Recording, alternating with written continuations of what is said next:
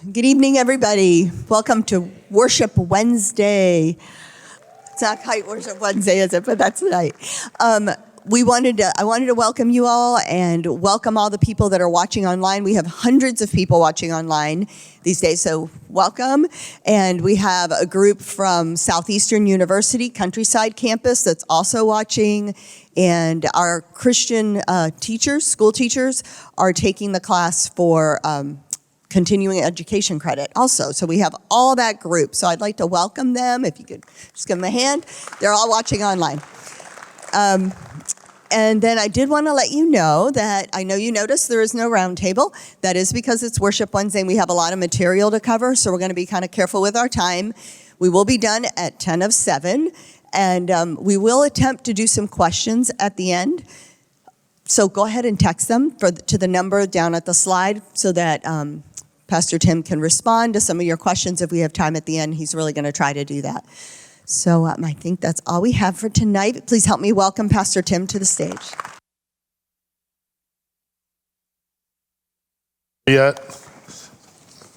All right, so we got a lot to do, so let's hit it.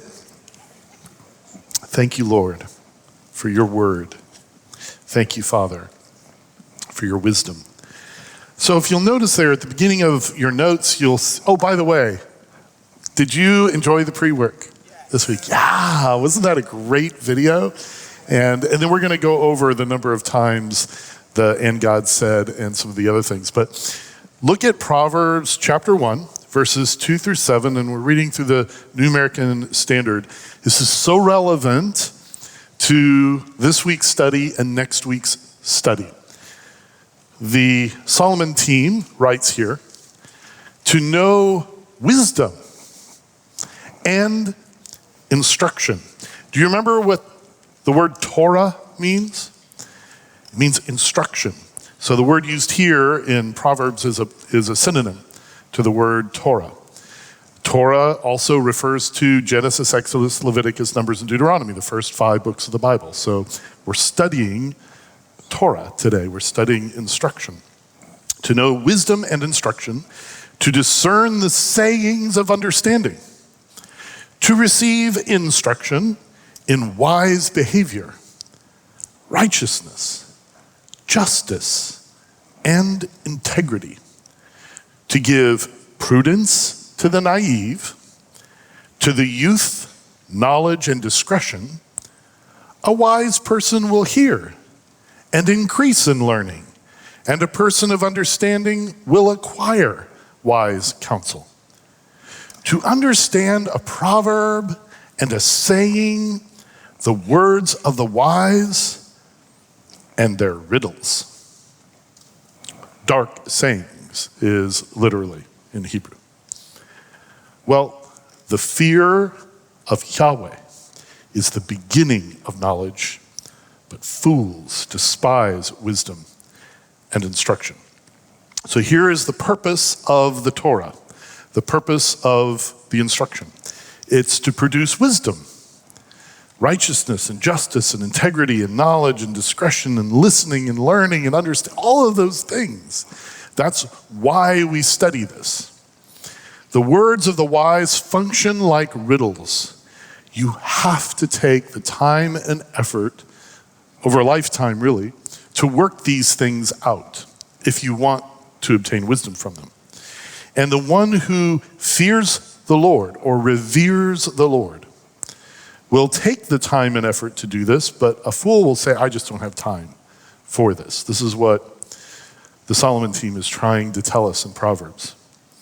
So here we are faced with this giant riddle, which is Genesis 1. And those of us who grew up with it in Sunday school, we don't think it's a riddle, but think it just coming to it for the first time as an adult in this culture. And it's like, what? In many ways, even in ancient times, approaching Genesis 1, as we'll learn, especially next week, it's so countercultural to what they even thought and believed. And it's like, what is going on here? We have categories that we have to reassemble. So think of the grocery store. that you normally go to, whichever one it is. Maybe you cool people, it's Publix or Target. I usually go to Walmart. I know, one of those people, or Aldi, or wherever you go. Now imagine, have you ever you've been out of town or something and you went to a completely different grocery store? And it's so disorienting. It's what do I even do? I mean, where do I find, the Pop-Tarts? I mean, I don't know. Where's this? Where do they keep stuff? Where do they keep the dishwasher tabs? And I don't know. And I've never been to this particular store. You know where the eggs are. Just look for the armed guards. But, near where we live now, there's this Mediterranean market. And it's on the corner of Old Coachman and Coachman. And you walk in there, and I'm sorry, this is like a different universe. Because you know how in most of our grocery stores, you've got around the margins, way over here, you might have the fruit and vegetables, and over here is the meat, and then the way in the back is the dairy, and then all the middle section where they want you to really spend your time is the stuff with the really long shelf life, and preservatives, and, few pennies worth of wheat and corn, and the rest is high fructose corn syrup and preservatives and stuff. And it's that's, where the margin is. So, that draws you into that. And you walk into this Mediterranean market and it's everything in the middle is vegetables and fruit. And it's what do I can't eat this many vegetables. And where's the dry goods? It's it's behind that wall on the other side. There's some canned olives and, it's just less important. So if you're used to shopping at one of the standard grocery stores and you've decided I'm going to do my grocery shopping in the Mediterranean market this week, it's going to be, I'm going to starve going in here.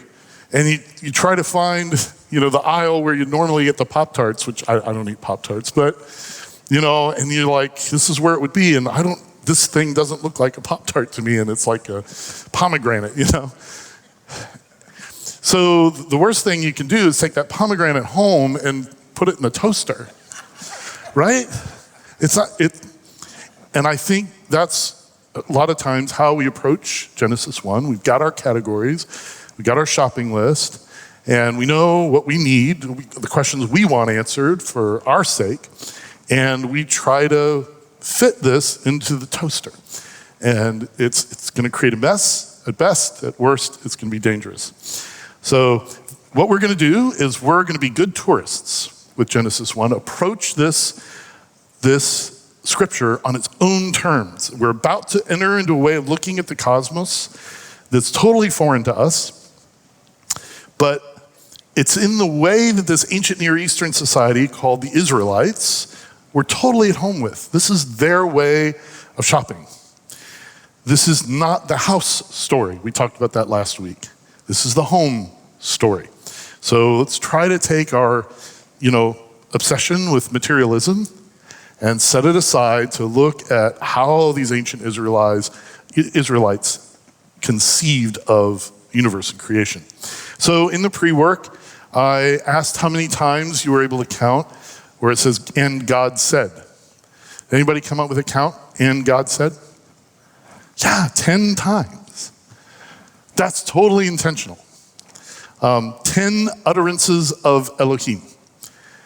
This is a thing in the Hebrew Bible. There's a really important part of discerning the scriptures called the principle of first mention. When a thing is mentioned first in the scriptures, it helps inform every other time that it's mentioned. 10 becomes a really important thing for God's speaking or God's utterances. Can you think of another time in the Bible where 10 of something associated with God speaking is important? 10 Commandments. Not accidental. Totally connected.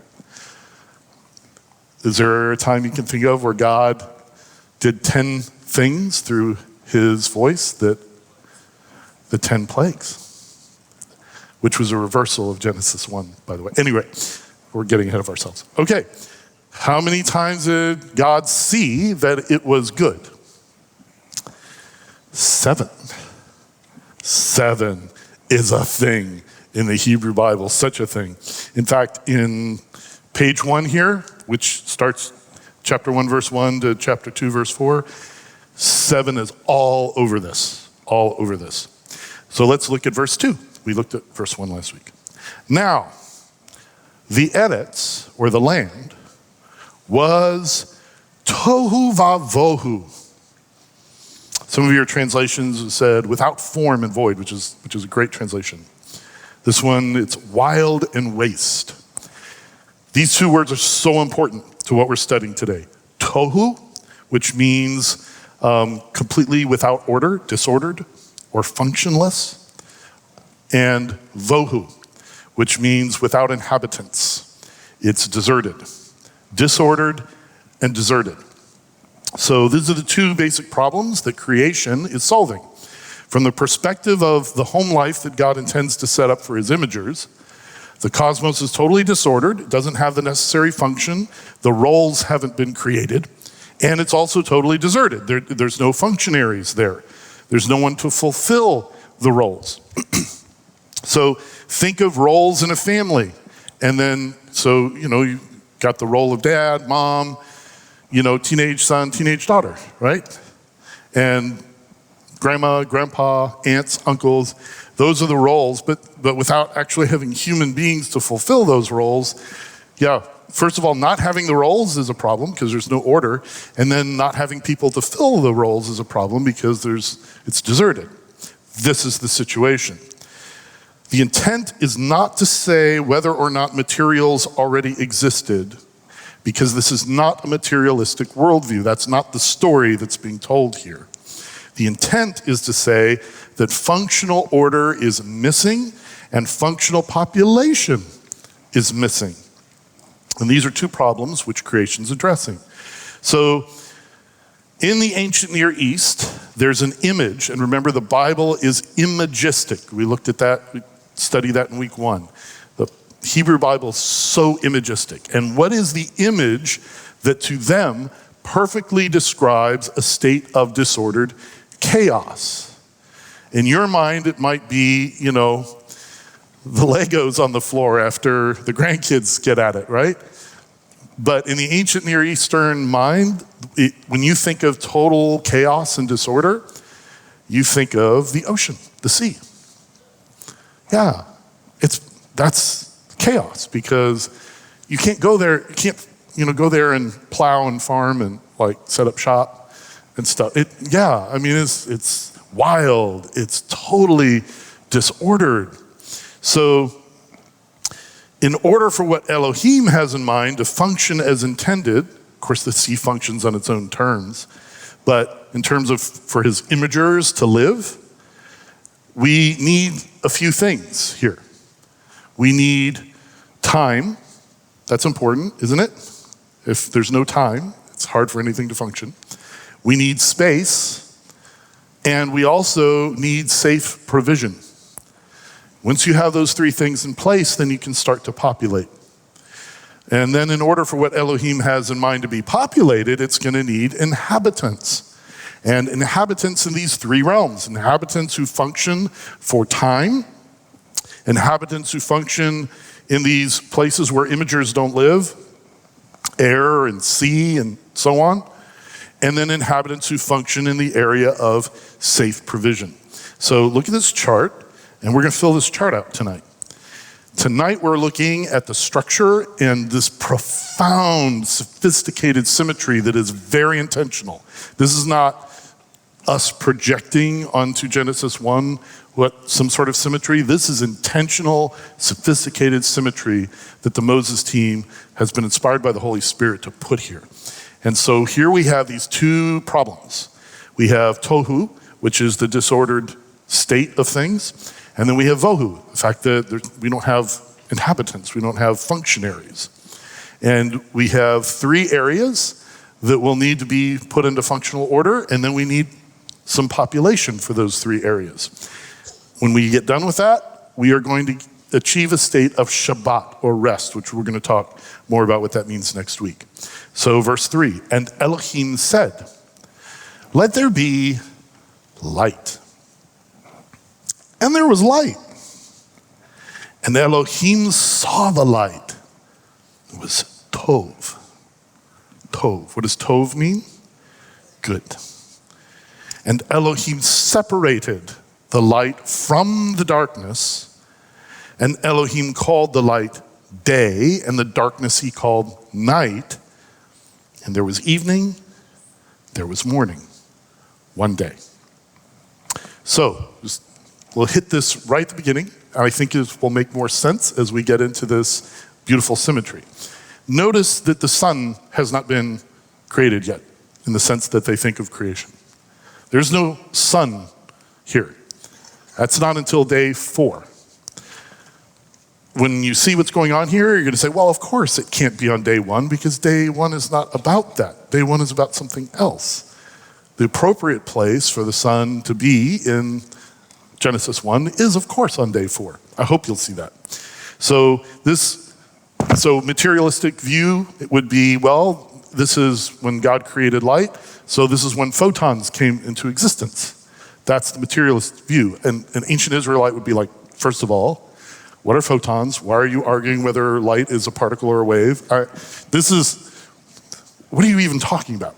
This is not in their minds, okay? This is not what Elohim, I believe, is communicating to them. He's communicating something very profound and sophisticated to them, but it's not photons. What Elohim is doing on day 1 is actually explained in verse 5, where we read, and Elohim called the light day, and the darkness he called night. This is the assigning of a basic functional role that has to be set in order before anything else will function properly. This is about the creation of time, the assigning of time as a function, eliminating the chaos of timelessness and putting time, because day and night to people on the ground is like, that's the basic order of time, right? That's how you divide everything up. To disable the chaos in the area of time, Elohim separates into functional categories. And these roles are ready to be filled for the functional benefit of, the imagers that he's going to create. So light, which marks time, because it fulfills this wonderful role, it's tov, it's good. So now we have filled in first part of our chart here. The first area of disordered or dysfunction is time has now come into being. Time, this period of light and a period of darkness. So moving on, verse 6. And Elohim said, let there be a rakia. You know, the rakia. Everybody knows the rakia, right? Remember, good tourists. And let there be a rakia in the middle of the waters. Remember, everything is water. Everything is chaos. So ocean water, up, down, everywhere you look. Not that there was anyone to look, but water everywhere. But now there's a rakia in the middle of the waters, and let it separate the waters from the waters. And Elohim made the rakia, and he separated the waters which were below the rakia from the waters which were above the rakia. And it was so. And Elohim called the rakia skies. And there was evening, and there was morning, a second day.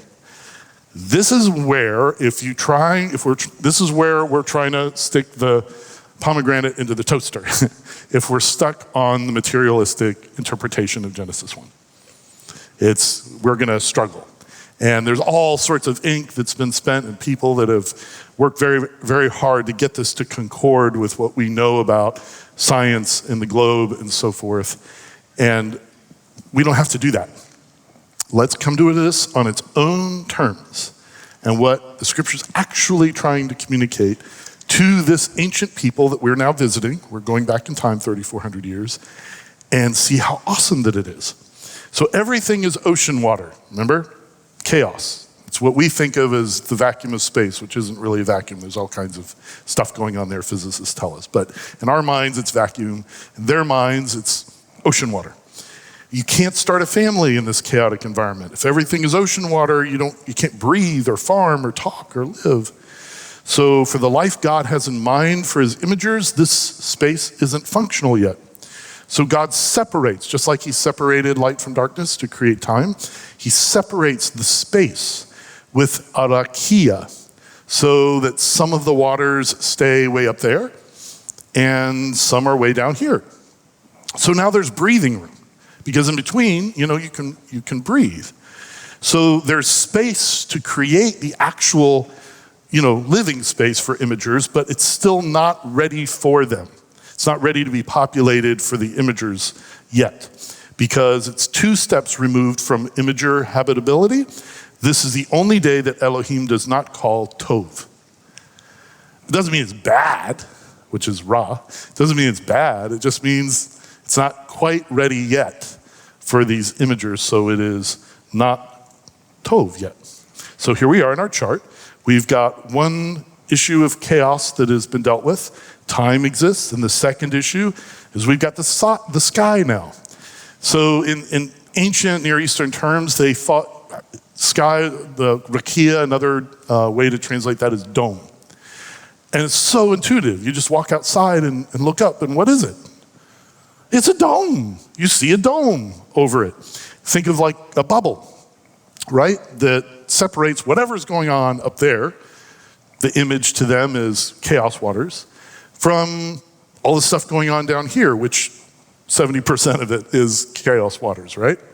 So we've got this separation that occurs. Now, unless these special imagers that God intends to create in Genesis 1 have gills and fins, there's still one more step needed to make the space functional for them.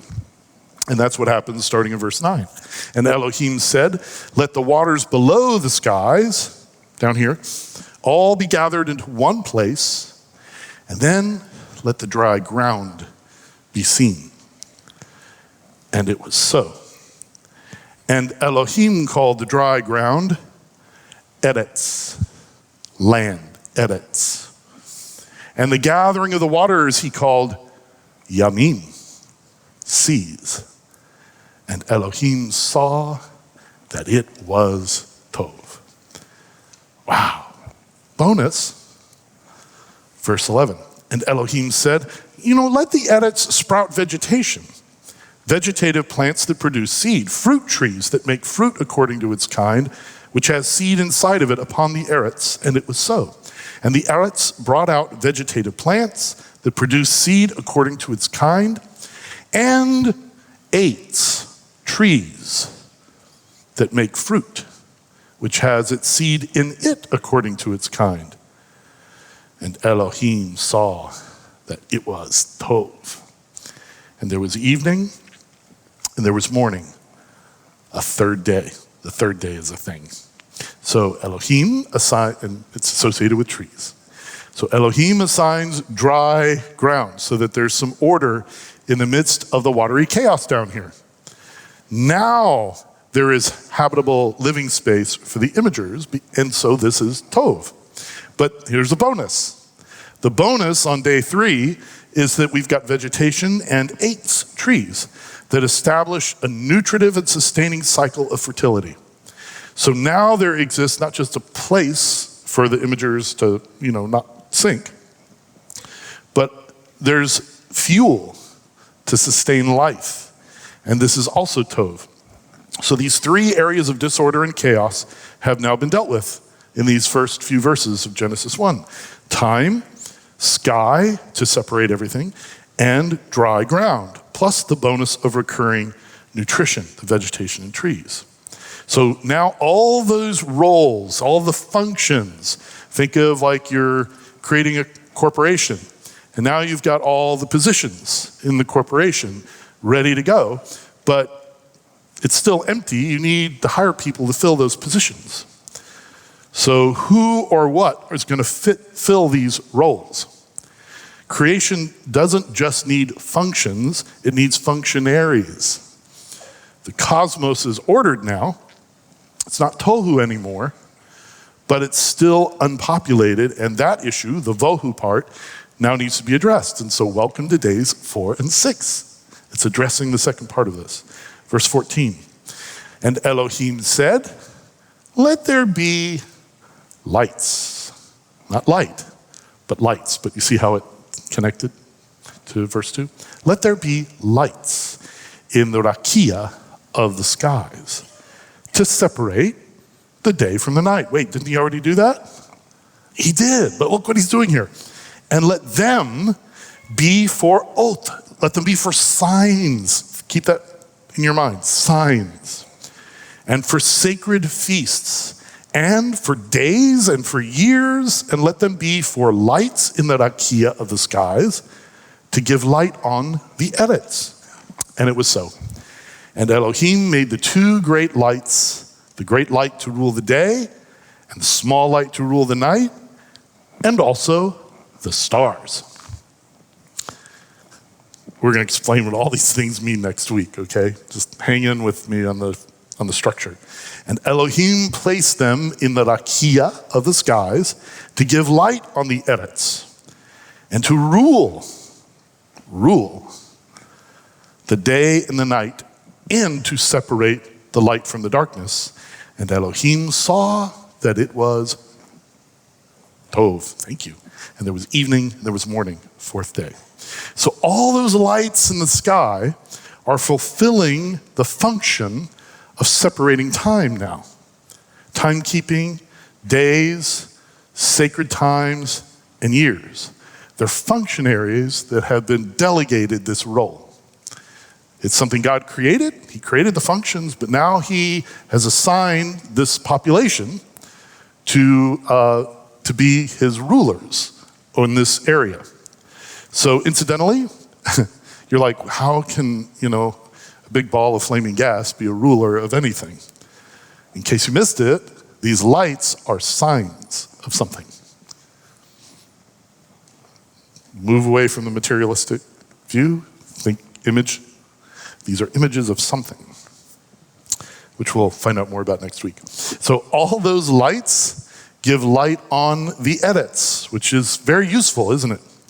The 2 big lights, they rule. It doesn't use the term sun and moon for a reason. And this is the first time this word rule pops up in the entire Bible. So all of this is very useful for the imagers that Elohim is going to create. So this is also tov. Note that even though these lights are a population in their own right, they're not told to be fruitful and multiply.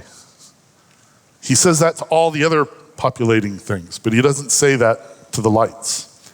And you're like, well, of course he doesn't say that to the lights, because the sun, moon, and stars don't roll that way. But I want you to, again, let's go back to the Mediterranean market and try to see things from their point of view. Well, why not? Why shouldn't they be fruitful and multiply? God could make it so. All right, back to our chart. So tohu has already been dealt with. Now vohu, so you see how they correspond. Day 1, which is the creation of time, which is a period of light and darkness. Now we have functionaries to handle this. We have these lights. We have a population in the heavens, the stars, the sun, and the moon, to carry out the functions of time, right? You can tell the month and the seasons and whatnot. These are functionaries delegated to handle this. So after that chart, so 2 roles still are not filled. And that's the role of populating the areas separated by the rakia, meaning the atmosphere and the sea, and the role of populating the dry land, which now contains all sorts of nutrition. So next up, we have the air and sea getting functionaries. And Elohim said, verse 20, let the waters swarm with a swarm of chava creatures. Remember this word, and you'll remember it because we're going to say it so many times. Chava. Chava. Can you say it with me? Just chava. You kind of have to, I know, just hold your hand in front of you so the person in front of you doesn't. Chava. This means life or living. Living. living creatures, chava creatures. And let birds fly above the eretz. What's the eretz? It's the land. And these birds are flying against the face of, the rakia. When you look up, see the big dome, the bubble up there that's separating whatever is going on up there, the chaos, from this here. And these birds, they fly against that. And Elohim, not only that, but listen to what Elohim does then. Elohim creates the great Tanim. The Tanim. This is so awesome. I can't wait till next week to pull this one out. I know our translations they're trying to figure out what to do with this word. They're so awesome, our translations, they're amazing. And they do different things. Some translations will say sea creatures. And they are sea creatures for sure. But in the minds of the ancient Israelites, when they hear the word Tanim, they're thinking a particular order of sea creatures. Think Leviathan, okay? Think Lahav. Think those kinds of creatures. Oh, anyway, more on that next week. I'm getting ahead of myself. So he created them. And then also every chava creature that moves with which the waters swarmed after their kind. And every bird of wing after its kind. And Elohim saw that it was tov.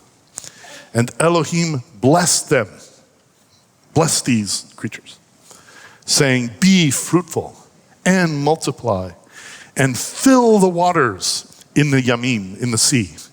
So the tanim in the yamim and all the swarming sea creatures of fish and all sorts of creatures. And let the birds multiply on the eretz. And there was evening and there was morning, a fifth day. So day 5 functionaries, water swarmers, and sky flyers. Isn't that cool? Sky flyers populate the space between the rakia and the eretz, right? And the water swarmers fill the waters of the yamim, of course. Now we've got population. Because they are chava creatures. Notice that he didn't call the lights chava creatures. These are chava creatures. They're alive in a different way than the lights are alive, and they're alive in a different way than the vegetation is alive.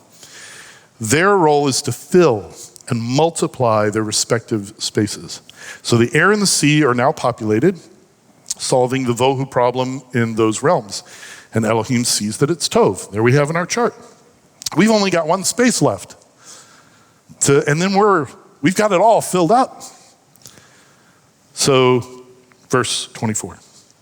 And Elohim said, let the eretz, so this is land now, bring out chava creatures, according to their kind, cattle and creeping things, and beasts of the eretz according to their kind, and it was so. So materialistic worldview, 1,000 years ago, saw, well, that must mean that the materials of cattle occurred from, dust and sand and whatnot. And therefore that's how, creatures actually appear in life, that before they multiply. If you take a materialistic view, which, was running rampant 1,000 years ago and still is, that's like, well, this is science. It's not saying that. This is saying something about this area that now needs to be filled. See what I'm saying? We've got the function of land, which is habitable, and nutrients. So now we have to put functionaries here. It's not talking about materialistic creation. And Elohim made the beasts of the eretz according to their kind, and the cattle according to their kind, and the creepers of the Adamah according to its kind. What does Adamah mean? It means ground. Ground. The dirt. Ground. Adamah. This is important, believe it or not. We're going to find out in a few minutes. So makes the beasts, the cattle, the creepers of the Adamah, and Elohim saw that it was tov. Yeah. Oh, so here there's the land creatures. They're like the sky flyers and the water swarmers. They're chava. And they include the beasts, the cattle, so the beasts, think of like wild creatures. Cattle, think of beasts that are suitable for domestication. And also creepers of the Adamah. There's a word here that people don't use much anymore, but you ever hear somebody say the humus? That's probably a good English translation, but if people actually used it. But like this humus, the soil, there's a reason I'm using that. Such as insects and reptiles and arachnids and all the humus creepers. And these creatures are a suitable population for the dry ground, so God saw that the assignment of functionaries here was tov. So we seem to be done, but remember how there was a bonus on day 3? The bonus was recurring nutrition, vegetation, and especially trees. So we're gonna have a bonus on day 6 as well. So here we go, there's a bonus. Verse 26. This is all about the grand design that Elohim has been building up to. And Elohim said, let us make Adam in our tselem image. We're gonna flesh out that word big time next week. It's so awesome. According to our likeness. And let them, what? Second time appears here. We have sky rulers. Now we have land rulers. Over the fish of the sea, over the birds of the sky, over the cattle, and over all this is a lot of areas. And over every creeper that creeps on the eretz. And so Elohim created Adam. The word means human. In his image. In the image of Elohim, he created him. Male and female, he created them. So what are male and female? They're Adam. They're human. I know some of you is like, whoa. Adam refers to people. And Elohim blessed them. And Elohim said to them, be fruitful and multiply and fill the eretz and subdue it. And rule over the fish of the yam, over the birds of the sky, and over chava creatures that creep on the eretz. And Elohim said, behold, I have given to you every plant producing seed that is on the face of all the eretz, and every 8th tree which has fruit producing seed. It shall be food for y'all. It's plural you there. And for every beast of the eretz, and for every bird of the sky, and for everything that moves on the eretz, which has chava being in it, every green plant is for food. And it was so. And Elohim saw all that he had made, and behold, it wasn't just tov. It was very tov. And there was evening, there was morning, a 6th day. Oh, there's so much here. That's why we split this into 2 weeks. So the imagers, these tselem, whatever they are, we're going to find out, they're called Adam. Why do you suppose they're called Adam? What is the ground called again? Adamah. This is a word play. Adam is not yet a proper name. It's a word that means human. It's like humans from the humus. You see how anyway. It's so cool. Wordplay is such a big thing to these authors. So these Adam are tselem, images who are called to rule over all these chava creatures. And their function is to do this image thing, whatever that means, next week. Remember how the lights rule over the heavenly realm? These imagers are told to rule the eretz realm.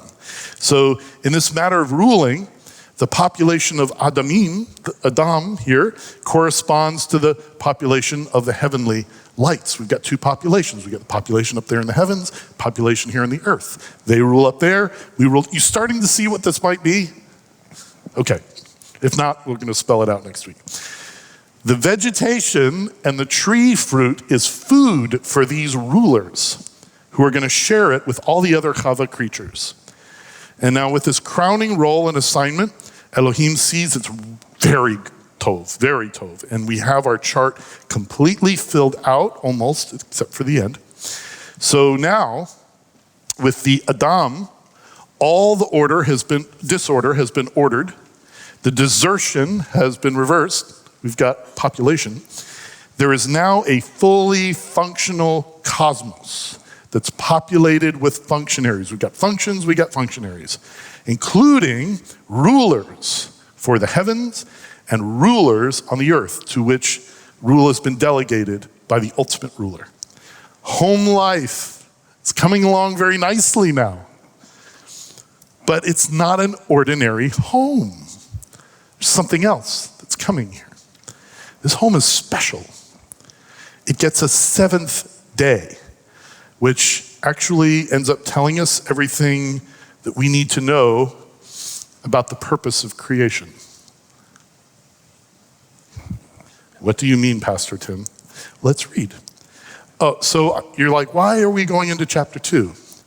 So remember the chapters were put together in like I think the 400s AD. There were no chapters before that. There were no chapters when this was written. There's really smart people that sat down and did actually an amazing job. I mean, we should give it up for these ancient people, in the Christian era who put the chapters together. And I want to give them some kudos because I'm about to slightly insult them. They got the first one wrong. They just did. It's so ironic. But the first chapter should have gone into at least chapter 2, verse 3. I think chapter 2, verse 4, but at least chapter 2, verse 3. And it's okay. That's not the inspired part of the Bible, the division into the chapters and verses. That was just regular human beings are like, let's try to order this in a way that makes more sense. And they did an amazing job, but they did mess up the first one. Anyway. And they were completed, the skies and the edits and all their hosts. What are the hosts? Well, the sky flyers, the sea swarmers, and the Adamah creepers, and these imagers down here, and up there, all of those lights, right? We got hosts now for both the heavens and the earth. And Elohim completed on the Sheva, or Sheva day, that means seventh, his work which he had made, and he Shavat. There's another word play. And he Shavat on the Sheva day from all his work which he had made. And Elohim blessed the Sheva day, and he set it apart as holy because he Shabbat from all his work which Elohim created to make. I mean, they're really pressing home the point. It's the Sheva day because he Shabbat. You see what's going on here? So 7 has a special significance that is associated very tightly with this idea of Shabbat, whatever that is. And any ancient Israelite who hears this or reads this for the first time probably hears it. Let's assume he didn't grow up in a cave like raised by wolves. That person, he or she, would know exactly what this was saying. And we don't, because we don't have an aisle in our grocery store for this. So I'm going to give you this aisle right now. In the ancient Near East, what sort of home, once it was finished, on the 7th day, invites rest for a spiritual being? There's only one kind of home that does that. And it's well known in the ancient Near East. All the neighbors of the Israelites had these. It was a big deal in Mesopotamia. They were like these stepped things. And in Egypt, they weren't the pyramids, there were other things, but yeah, there was like this special home that was made for a spiritual being to come in and rest. There's a blank for you to fill in. It's a temple. It's a temple. Every temple had a 7-day dedication ceremony. And on the 7th day, whatever deity it was invited to come in and inhabit this place of rest that was built in the temple for the deity. Well, these biblical authors are like, yeah, you know what? The entire cosmos is his temple.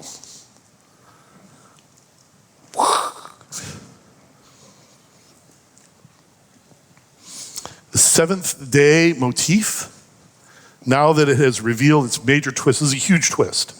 This is like, you can't, no, this little temple, Elohim, his temple, you look around, everything, that's his temple.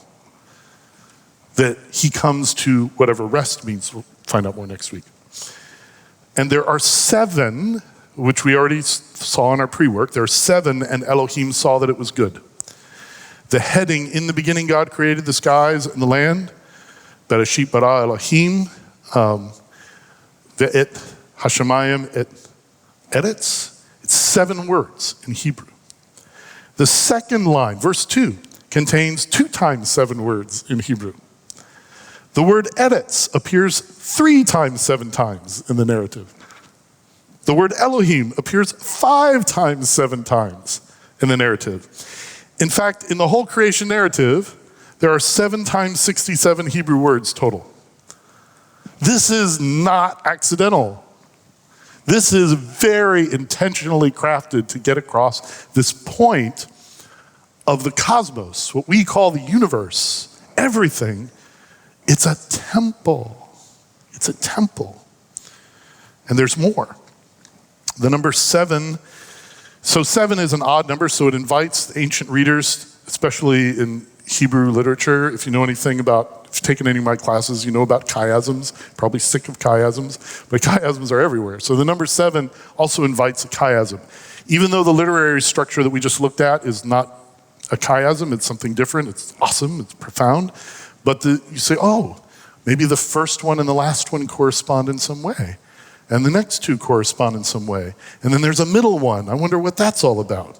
So days 1 and 7 are about the creation of time and the purpose of time. Do you notice that? Day 1, let there be light, separate light from the darkness, and day and night, that's time. And what's the last one? Day 7.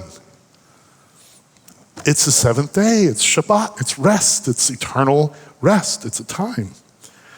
Day 4, which is the center of it, populates the heavens with time functionaries. So here's the juice. Not only is the physical or ordered functional cosmos a temple, but there's something about time that's very important. So if the cosmos functions as a temple in space, the lives we are given in the 7-day cycles are a cathedral in time. That's the other blank you have there, cathedral in time. There's an author named Abraham Joshua Heschel, who coined that term, that the 7-day cycle, which we all live by today, right? It's intended for us to see that our week is holy. It's holy. The place we live is holy. It's created as a temple. And the week, the time that goes by is holy. It's a cathedral. The structure of this brilliant, elegant narrative, it's the framework we need to understand what these biblical authors, the Moses team, intended it to mean. If we just plod through the creation account in just this one-by-one linear fashion without attending to the literary design that we just attended to today, it's going to cause us to miss some of the narrative's most explosive claims. And these claims, let's face it, they're explosive. Have you ever walked outside and looked around at the trees and thought, this was made to be a temple? And just looked at your calendar and like, oh, this is my cathedral. These 7 days. I never did until, I'm meditating on this and studying this and seeing what other people have seen and what was intended by these authors and what the Holy Spirit wants to communicate. I'm like, man, I just go outside, trees blocking my view, and man, I can't wait for the weekend. These are holy things. And this elaborate structure is not just cool, even though I use that word a lot. It sends a message to the reader that the careful symmetrical design of the passage mirrors the careful order from chaos design of the whole cosmos. Genesis 1 is symmetrical and ordered and beautiful and well thought out, just like the cosmos is. In other words, the inspired functional literary ordering of the creation narrative reflects the inspired functional cosmic ordering of creation itself. So, first audience, what do they think about this probably? Well, so later in Israel's history, when Isaiah wrote and the Isaiah team actually wrote in Isaiah 66 verse 1, God saying, "Heaven is my throne and the earth is my footstool."